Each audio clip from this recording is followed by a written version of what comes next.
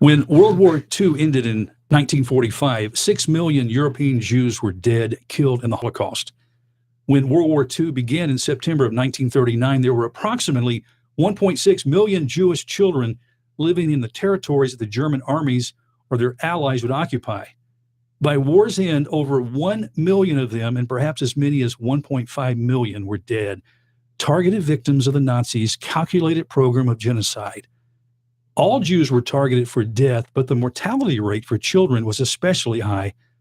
Only 6 to 11% of Europe's pre-war Jewish population of children survived, as compared with 33% of the adults.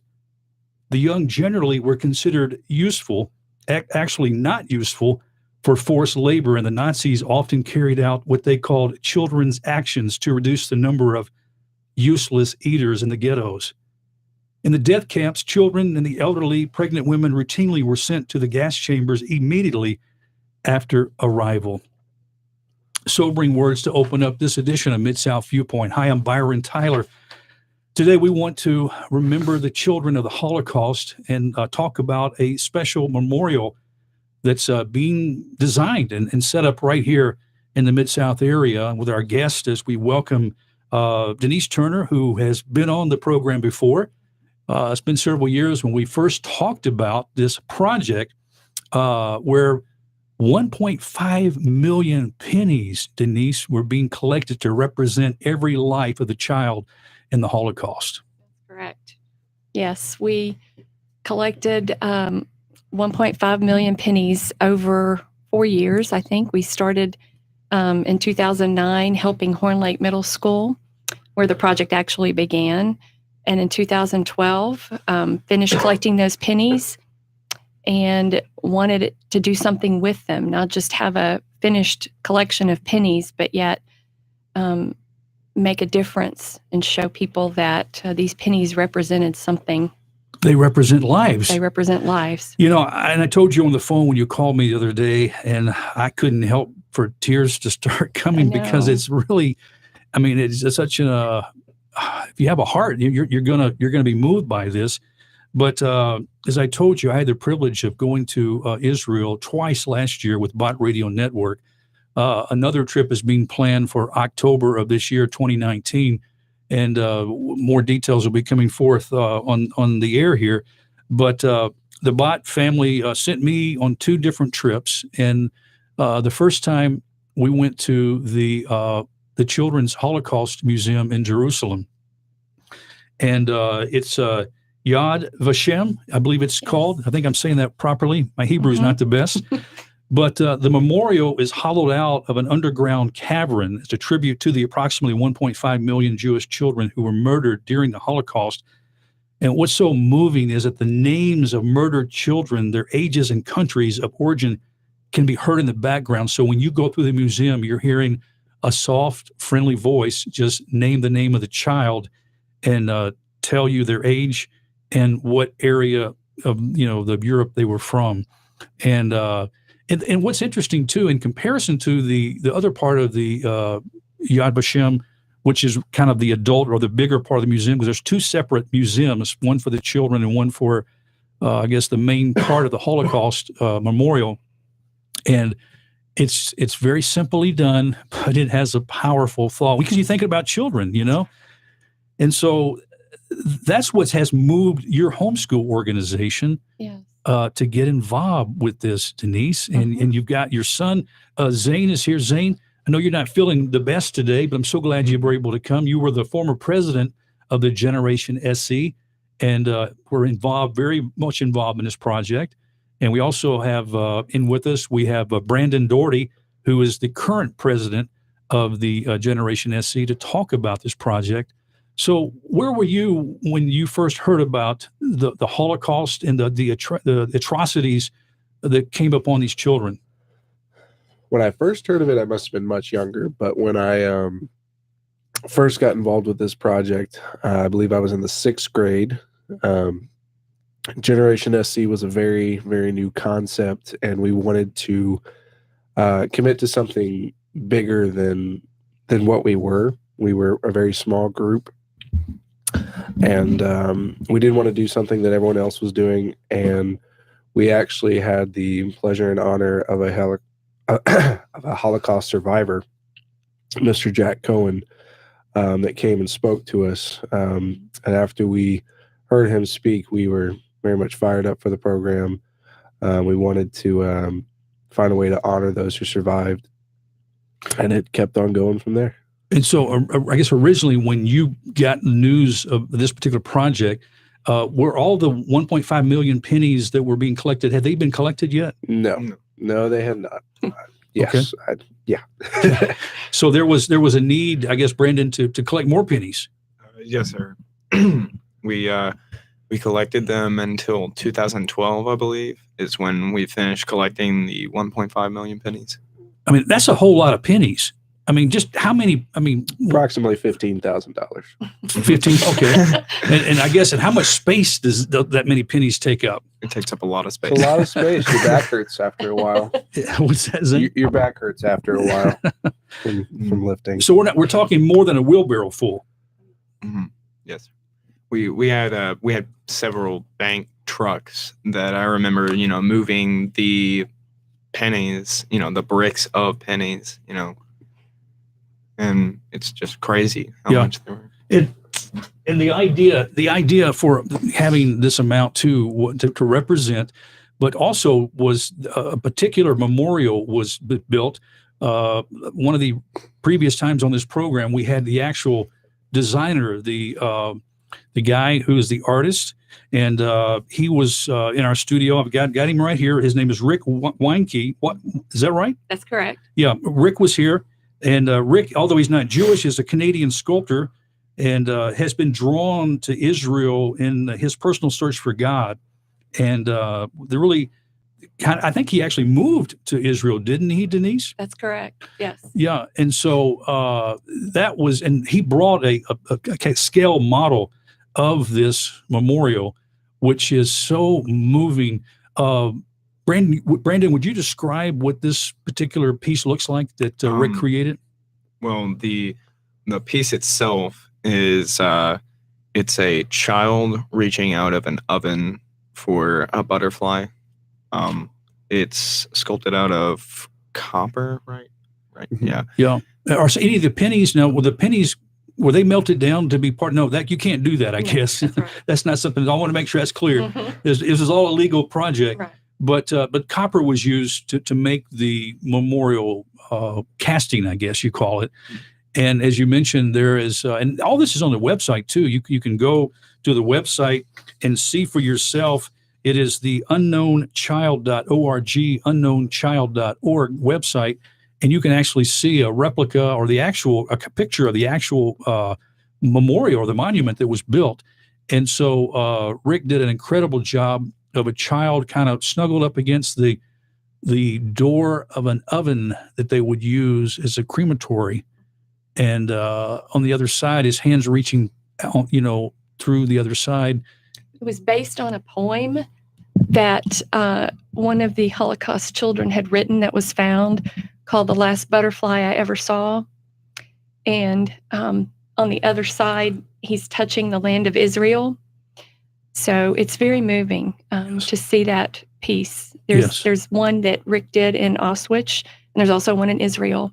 And now we have the privilege of having one here. We just need a home for it.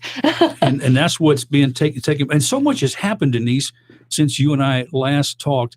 When we first got together, we were talking about trying to finish collecting the pennies, which took place in 2012, as Brandon mentioned.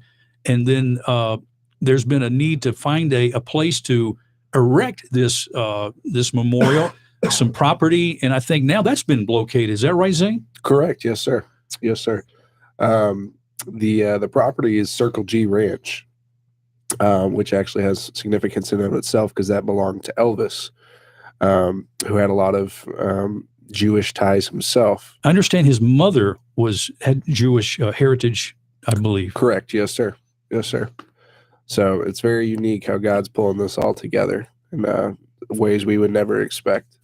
Now, I believe that the Circle G Ranch, which is down in Horn Lake, Mississippi, as you mentioned, the site formerly owned by Elvis, is currently being restored and is a culturally inspired entertainment destination to celebrate the heritage and the achievement of the Mississippi Delta community, which is something that really is a pretty spectacular thing in itself.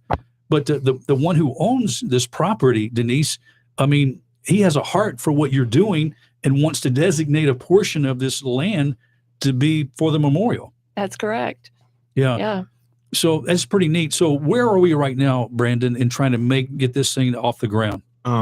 Well, right now we're still raising money for the museum itself. I think you already mentioned the banquet that's coming up. They have not mentioned the banquet. That's one of the things we want to do. Of course, the banquet coming up on February the 8th.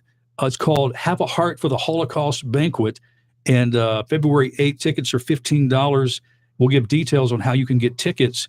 But as you mentioned, Zane, a moment ago, Jack Cohen, who first inspired you to get involved, an actual Holocaust survivor, is going to be the keynote speaker, I believe. Yes, sir. Okay. And where's this going to take place, Brandon, this particular banquet? This particular banquet is going to take place at New Prospect Baptist Church. That's on 310 Highway 305 North Olive Branch, Mississippi 38654. Yeah. The zip code in there. Well, you can put that in your, what do you call it? Your GPS, I guess. Right. You'll get right to it. Something like that. But in part of this night will be a silent auction that there'll be some really nice items that you can bid on. And so make sure you, of course, want to bring your checkbook and a way to purchase these and make a bid on these. So all of the proceeds will go to help support and continue the building of this memorial. And I guess right now, what's left to build? What's left to build? Do you know, Zane?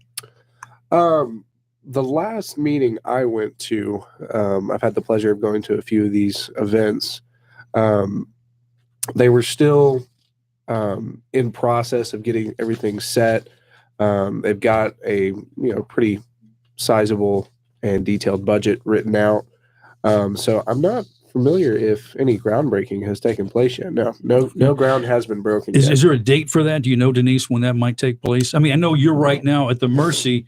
I mean, they very gratefully, the man who has the property, there's building this for the Delta, the Delta music and the heritage, their Delta heritage is building this. He's gracious to give you that. So, I mean, you're at his mercy and, waiting for him to give you the go ahead, I guess. Well, it wouldn't be me. It really is the Unknown Child Foundation board. Okay. They have become a 501(c)(3), and they're working toward this.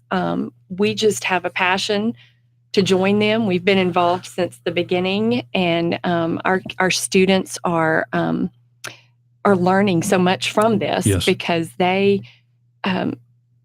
the world that we live in just doesn't appreciate the value of a person. And it's kind of like the penny. You walk by and you leave a penny on the ground. You don't think it matters very much. Wow. And that was the way this touched their hearts. They realized that even people, when you'd ask them, can they have pennies? Sure, they'll give you pennies because it doesn't really matter that much to them. They don't see that they add up to anything. But truly, in this case, they really do. They do. As they represent these lives. So, Brandon, what for you specifically touched your heart when you heard about this? Was this, just another school project? Was there something that kind of stood out to you that touched you? I would say at first I kind of thought of it like a logistic type thing. I thought of it as more of a okay, I'll just collect the pennies for the project, and then I started thinking about how people, just as she just said, people matter, and it's about spreading God's love, and God using us to spread that. That is so true, because we have an opportunity to show, Jesus said, greater love has no man than they lay down his life for a friend. And, this is a representative right here, even though these children have long passed, but they're not forgotten, for the memorial that we see in Jerusalem. I think in Washington, there's other memorials. And of course, we know there's families of these precious lives that we'll never forget, and they live with these memories. I have a friend that has a ministry to the Holocaust families in Jerusalem. in Israel, and she's been on my program in the past. And Susan Hagee does a wonderful job in meeting the needs of Holocaust survivors living in Israel today. And so I think it's pretty special when you can go, those who are the most vulnerable, those who, don't have a voice, for themselves, that they can still be recognized and remembered. 1.5 million pennies to create this. Those have been collected.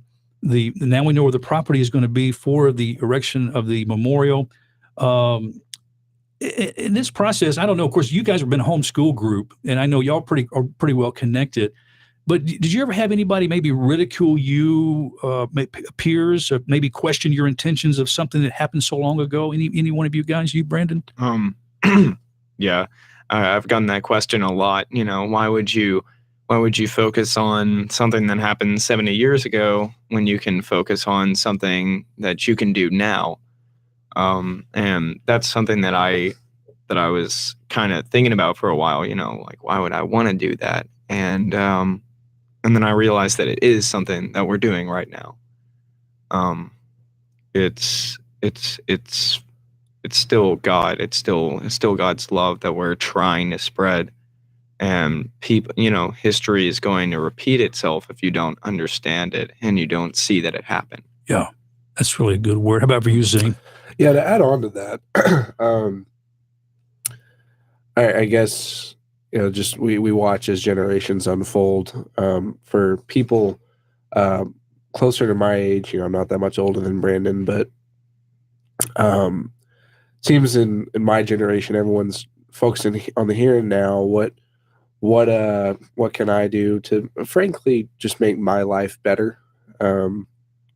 That's how, everyone in this world tends to be, is how can this affect what closely hits my home?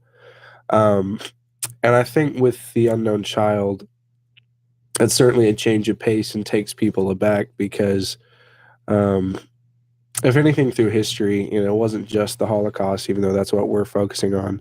The Jewish people have not exactly been the most liked nationality throughout history.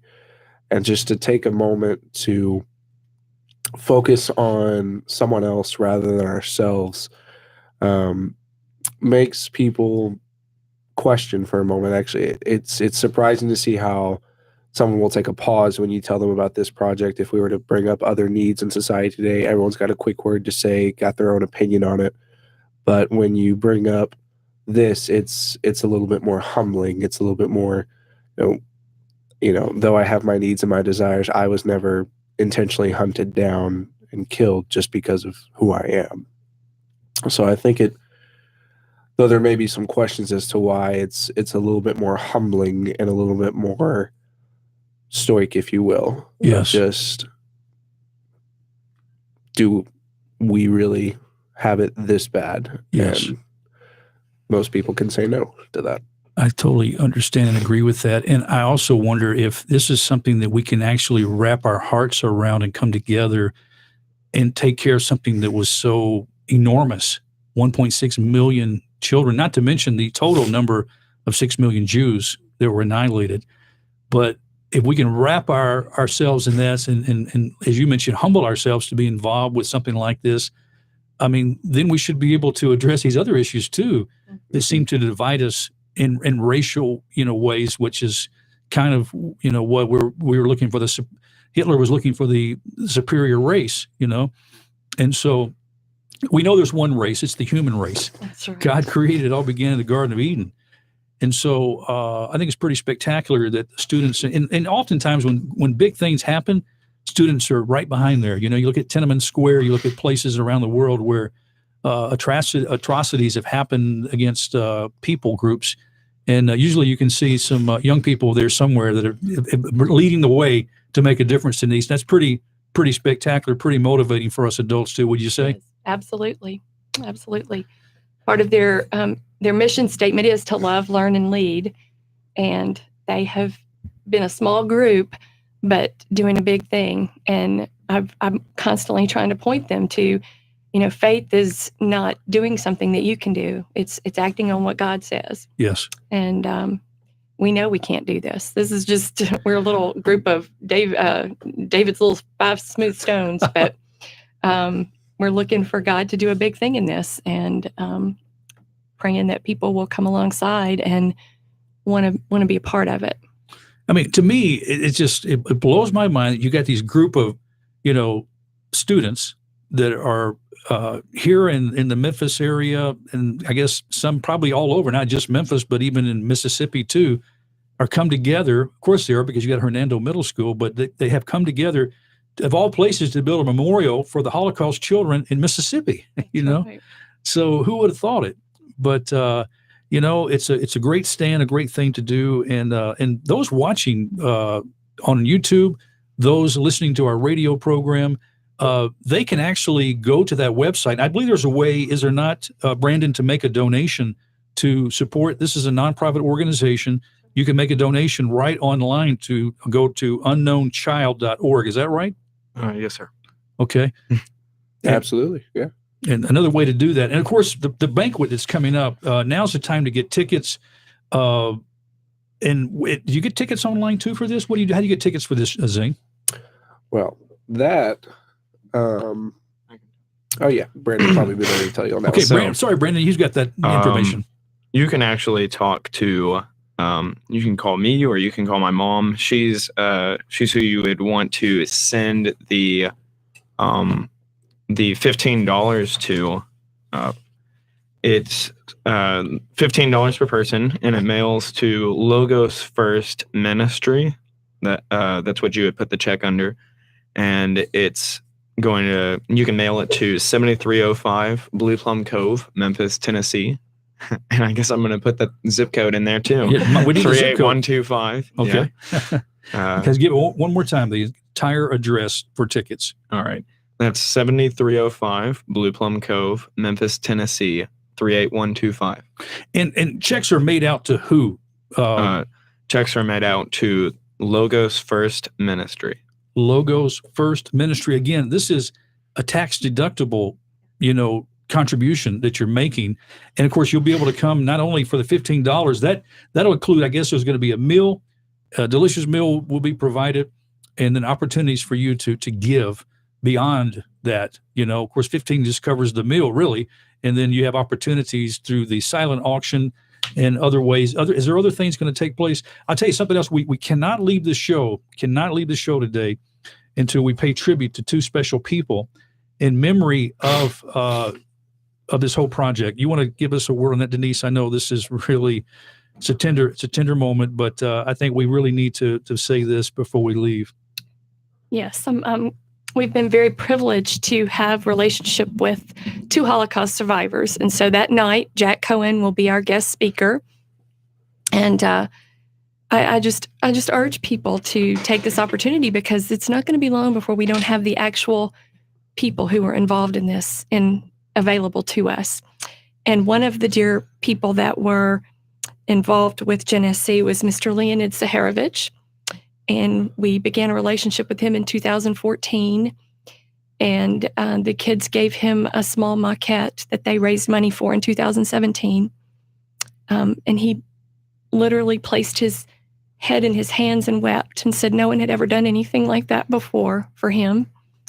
And initially, we had hoped he was going to be one of our speakers, but he passed away in November. So this night will be in his honor. Wow. As well as a dear friend of mine who was a part of leadership with me, Carrie Coudray. Her house burned on Christmas Eve, and she went to be with the Lord quickly. And so we are honoring her that night as well, because she loved this project. Her oldest daughter was our first president, and her oldest son was an officer with Zane. So their family's been very involved with this, and we are honoring her and Leonid that night, as well as having Jack speak to us. He will give us his story. A really special evening for our listeners to come and to, again, celebrate life and to be thankful for the lives who have been, been connected with this and so much. This is great. I know this is tough. Thank you so much, Denise. But we do want to remember these two fine people. And as you guys can look out my office window, back this way is the Jewish Community Center.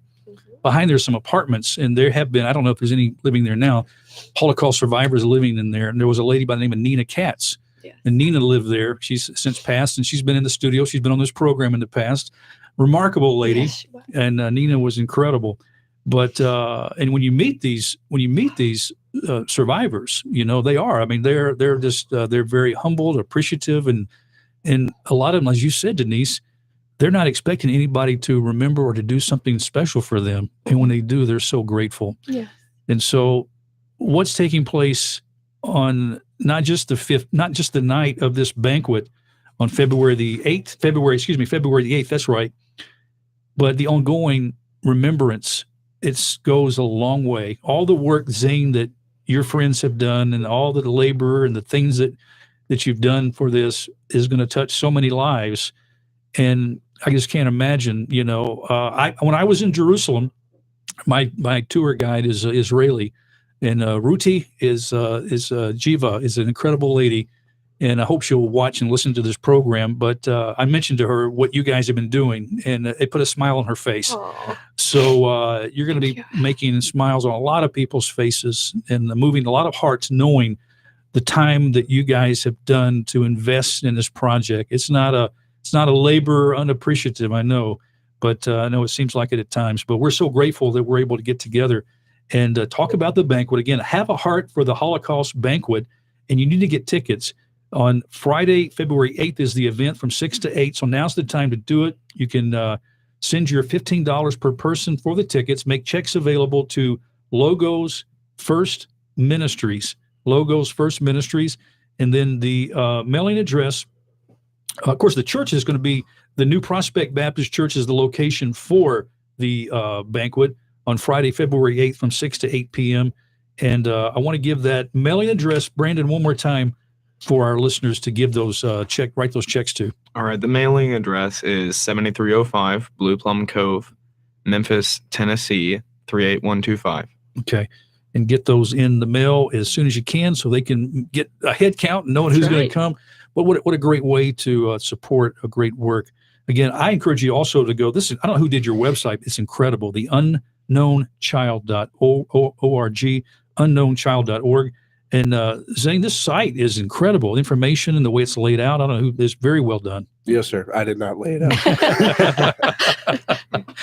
But I don't know who to give credit to, but I know Diane McNeil and her board, someone on there did. Yeah, what a great job. So we Yes. do encourage our friends.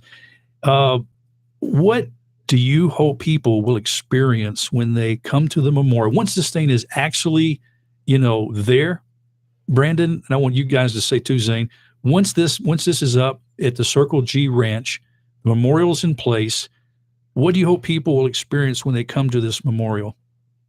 I want them to experience knowledge, because obviously we're as it says, we're destroyed for our lack of knowledge, and that's what we're aiming at. We're trying for people to realize that so much has happened that we overlook. I also think that something beautiful that's come out of this whole organization, not just the part that I've worked with Genesee, but just God uses little bitty, groups to show so much abundance of his love and his omnipotence to everyone. I just think it's crazy that such a small group of people, not just Horn Lake Middle School, but Genesee, just both of us, it's not that much people, that many people, but it's still making such a huge impact on the world. Yes, it is. Wow. How about for you, Zane? I can remember when I first started in 6th grade, we had no pennies, we had nothing. And I can just remember, I don't know if it was a dream or what it was, but I just remember thinking about the project and going there one day with my wife and kids, and I just thought that was funny or whatever that was. But here we are today. I've been married 2 weeks. Congratulations, by the way. Thank you. Thank you. That's been pretty good. But just to see how far God has brought this in this time, and just what do I want people to feel? It's almost a weight, to not brush by it, to not go, that's bad, let's not do that, or to go, man, that's really sad, let's go to the next museum.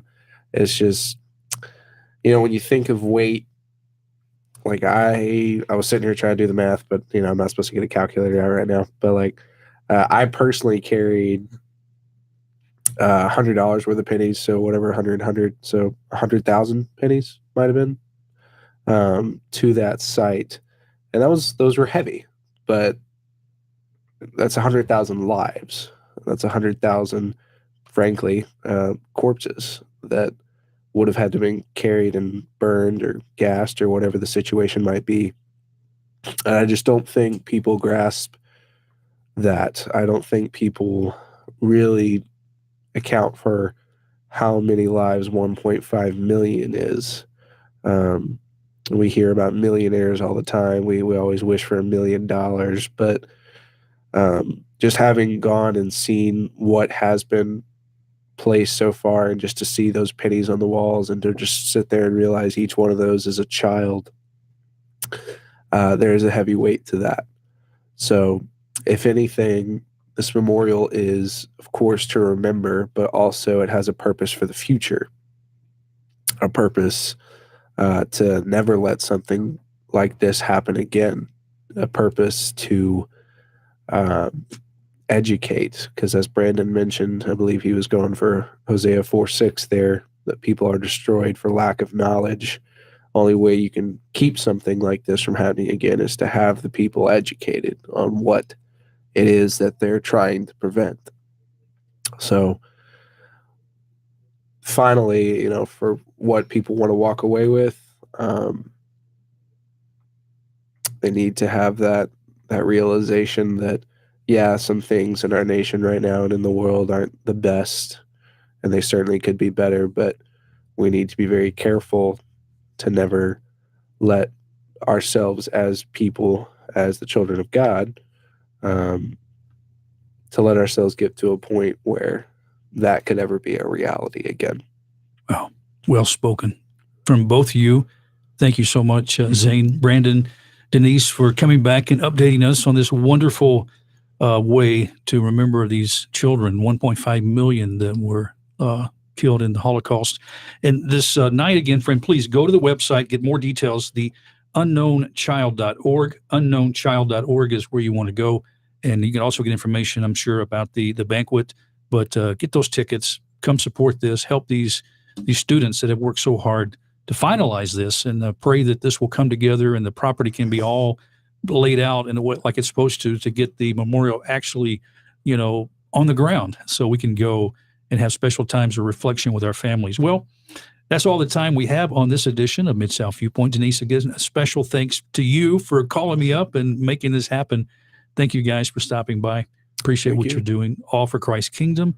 Friends, we're going to say goodbye. I'm Byron Tyler. Thanks for listening on this edition of Mid-South Viewpoint. We'll talk to you next time. Bye-bye.